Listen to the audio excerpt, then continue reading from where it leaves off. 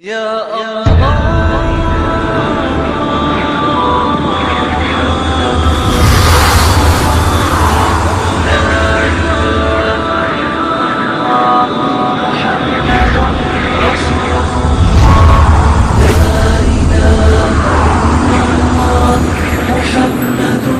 رسول الله لا إله إلا الله محمد رسول الله.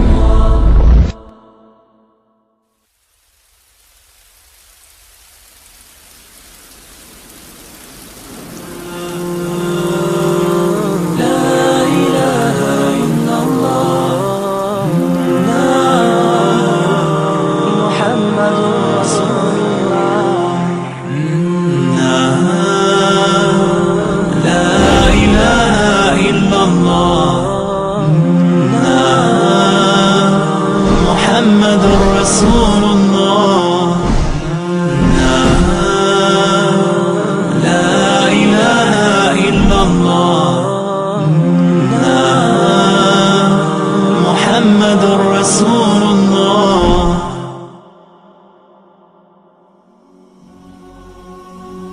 La vérité sur l'islam aujourd'hui est totalement opposée au mensonge.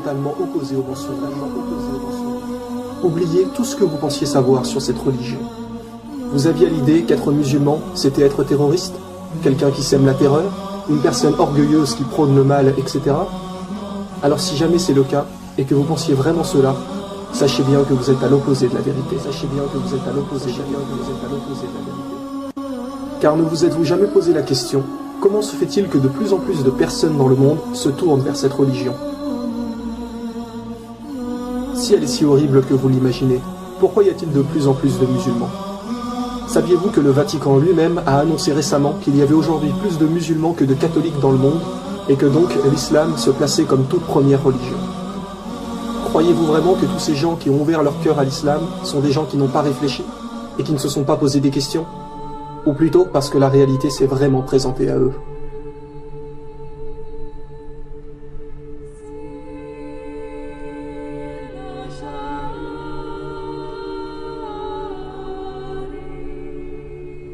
Il est aujourd'hui plus que temps de cesser les mensonges. Pourquoi n'y croyez-vous pas?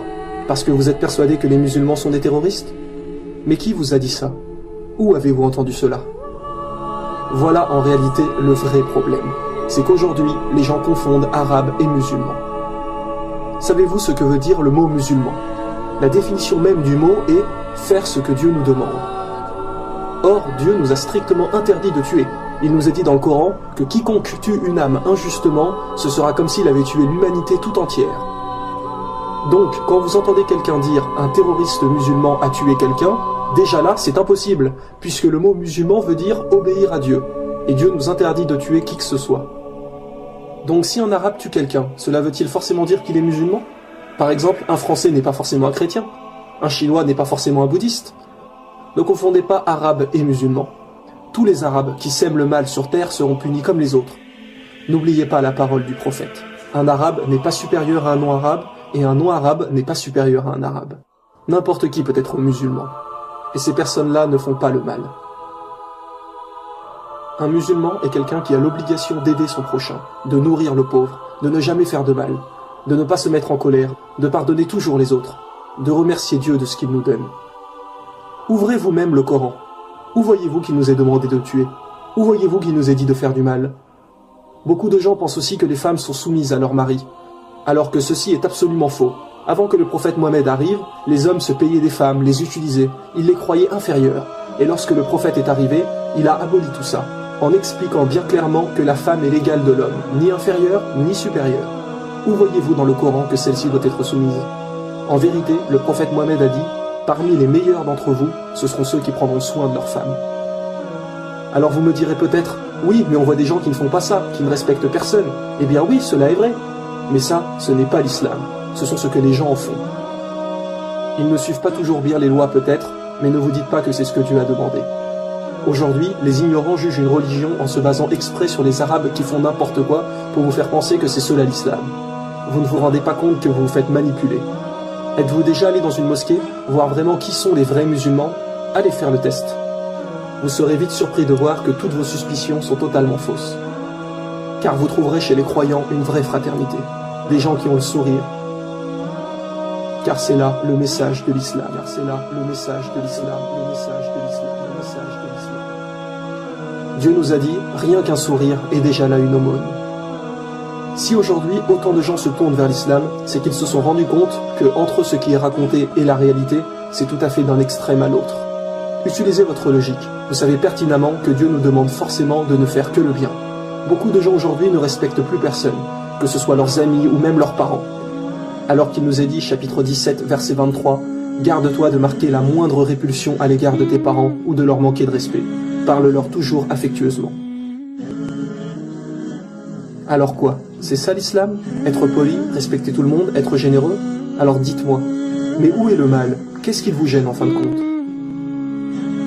Ce sont toutes ces personnes arabes qui sèment le bazar et qui se disent être musulmans? Mais cela est absolument faux. On ne peut pas vraiment les qualifier de musulmans. Le prophète Mohammed a dit, vous ne serez pas vraiment musulman du moment que vous n'espérez pas pour votre frère ou votre sœur ce que vous espérez pour vous-même. Et là on ne parle pas des frères ou sœurs de sang, mais de tout le monde. Vous ne serez pas vraiment musulman du moment que vous n'espérez pas pour autrui ce que vous espérez pour vous-même. Vous pensez qu'être musulman va tout changer? Que votre vie ne sera plus la même? Mais en réalité, qu'est-ce que cela va-t-il changer? Vous croyez que vous n'allez plus avoir de liberté? Bien au contraire. Vous pouvez toujours vous marier, partir en voyage, acheter une maison, avoir des enfants, vous amuser avec vos amis. Mais en plus de cela, vous allez vous efforcer d'être le meilleur pour les autres, d'inciter les gens à faire le bien, parce qu'à chaque instant, peu importe où vous êtes, vous savez que Dieu vous regarde. Il sait ce que vous cachez ainsi que ce que vous divulguez. Ne voyez pas des contraintes ou des obstacles, car cela est totalement faux, à moins que selon vous, être quelqu'un de bien est une contrainte. Dans le Coran, Dieu nous a dit « nulle contrainte en religion ». Vous savez qu'en réalité, vous passez votre temps à acheter des objets de luxure qui bien souvent ne servent à rien, alors que vous pourriez nourrir des gens qui souffrent vraiment. Vous passiez vos soirées en boîte de nuit, sous alcool, ou parfois l'un de vous finit bourré et vomit partout. Ou une fois cela se termine par un accident sur la route au retour. Ou une fois vous couchez avec cette fille, et le lendemain vous ne vous souvenez même plus ce qui s'est passé. Et parfois même vous recevez plus tard un coup de fil pour vous dire que cette fille est tombée enceinte. Ne vous rendez-vous pas compte qu'il y a là un problème, que la société d'aujourd'hui vous pousse à consommer? Quel chemin allez-vous choisir?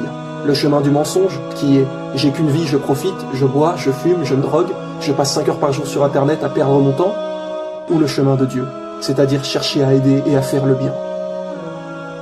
Coran chapitre 9, verset 71, les croyants hommes et femmes sont solidaires les uns des autres, ils encouragent au bien et déconseillent le mal. Les musulmans se soucient sans arrêt d'aider les nécessiteux, et nous savons qu'il y a là une grande récompense. Notre prophète nous a bien précisé, l'aumône éteint les péchés comme l'eau éteint le feu. L'aumône éteint les péchés comme l'eau éteint le feu. L'aumône éteint les péchés comme l'eau éteint le feu. Depuis que le premier homme a posé le pied sur la terre, l'islam était là également. Et tous les prophètes ont prôné la même religion. Ne vous êtes-vous jamais posé la question, pourquoi les noms de religion prennent souvent le nom de quelqu'un? Par exemple, Jésus-Christ, le christianisme, judaïsme pour Judas, bouddhisme pour Bouddha, etc. Mais pas l'islam. Le mot islam a deux significations. Il veut dire faire ce que Dieu nous demande et aussi la paix. Si l'on revenait à l'époque de Jésus et qu'on lui demandait « Ô Jésus, quelle est ta religion ?» Croyez-vous qu'il vous dirait le christianisme? Non, car il n'a jamais entendu ce mot. Le christianisme est venu suite à lui. La réponse la plus probable qu'il dirait est « Ma religion est de faire tout ce que Dieu m'a commandé de faire ». Et quelle religion signifie cela? L'islam. Idem pour Moïse, si on avait l'opportunité de lui demander « Quelle est ta religion ?» Jamais il ne répondrait le judaïsme, car lui non plus n'a jamais entendu ce mot. Mais la réponse la plus probable serait « Ma religion est de faire tout ce que Dieu attend de moi ». Et une nouvelle fois, un mot pour dire cela en arabe est l'islam. Vous avez vu dans la saison 1 que toutes les religions ont toujours délivré le même message. Et Dieu nous l'a reconfirmé dans le Coran.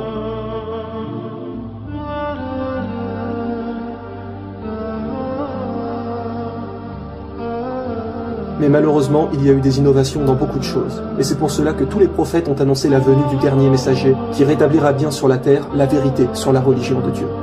Comme par exemple, lorsque Jésus a prédit l'arrivée du prophète Mohammed, dans l'évangile selon saint Jean, chapitre 16, verset 13, en disant « Il vous conduira dans toute la vérité, car il ne parlera pas de lui-même, mais il dira tout ce qu'il aura entendu. » Et dans le Coran, que nous est-il dit? Mohammed ne s'est pas égaré et n'a pas été induit en erreur, et il ne prononce rien sous l'effet de la passion. Ce n'est rien d'autre qu'une révélation inspirée. Êtes-vous déjà allé à la messe un dimanche? Ne vous êtes-vous jamais posé la question pourquoi les églises sont pratiquement vides aujourd'hui? Vous trouverez peut-être quelques personnes âgées, mais la plupart des gens aujourd'hui délaissent la religion. Pourquoi? Parce qu'ils se sont rendus compte qu'il y avait beaucoup d'erreurs, que les gens changent les lois de Dieu. Par exemple, il y a encore 50 ans, il était interdit de brûler les corps des défunts dans le monde chrétien. Mais depuis quelques années, le pape a autorisé cela. Ils se permettent de changer sans arrêt ce que Dieu a demandé, alors que Jésus a bien précisé dans l'évangile selon saint Matthieu que celui qui supprimerait ne serait-ce qu'un seul des plus petits commandements sera appelé le plus petit dans le royaume des cieux. Les gens se perdent car ce n'est plus là vraiment la religion de Dieu. Par contre, faites un jour le test. Allez dans une mosquée à la prière du vendredi. Vous les trouverez tellement pleines qu'il n'y aura presque plus de place. Parfois, les gens prient même dehors, tellement les mosquées regorgent de monde. Les autres religions n'ont presque plus de pratiquants. Et d'ailleurs, Dieu nous a dit, certes, l'erreur est destinée à disparaître. Il y a trop d'incohérences. Par exemple, les chrétiens croient en l'Ancien Testament, et donc en Moïse. Mais dans la Torah, il est bien dit comme dans le Coran qu'il n'y a qu'un Dieu unique. Alors que pour les chrétiens, Dieu est trois, le Père, le Fils et le Saint-Esprit, la fameuse Trinité. Mais alors, Moïse n'a jamais parlé de ça? Donc quoi, Moïse se serait-il trompé? Bien sûr que non. Et Jésus n'a jamais parlé de ça non plus. D'ailleurs, le mot Trinité n'apparaît nulle part dans la Bible, ce ne sont que des erreurs. Nous ne disons pas que la Bible, la Torah ou toutes les autres religions sont fausses. Nous disons simplement qu'à présent, elles ne sont plus fiables dues à toutes les modifications qu'elles ont reçues des humains. Et que pour être sûr de suivre la vérité, eh bien suivez ce que vos prophètes vous ont dit. Suivez le dernier messager qui vous guidera dans toute la vérité. Car aujourd'hui, seul le Coran reste indemne depuis le jour de sa révélation. Qu'est-ce que l'islam? La religion de Dieu, la vraie religion, la religion de paix. Ne restez pas dans le mensonge. Renseignez-vous par vous-même si vous avez des doutes. Demandez à Dieu de vous guider, et les doutes vont être levés.